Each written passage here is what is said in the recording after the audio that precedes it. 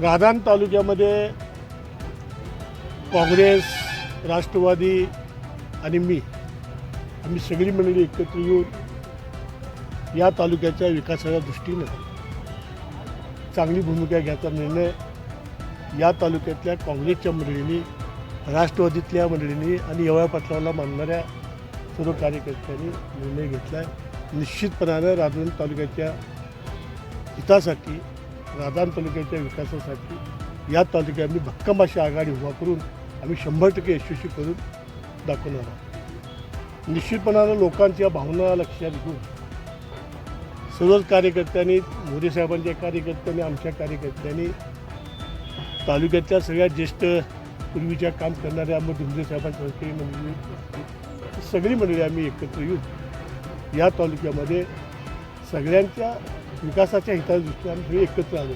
कार्यकर्ता कुठलाही त्यातला नाराज होणार नाही।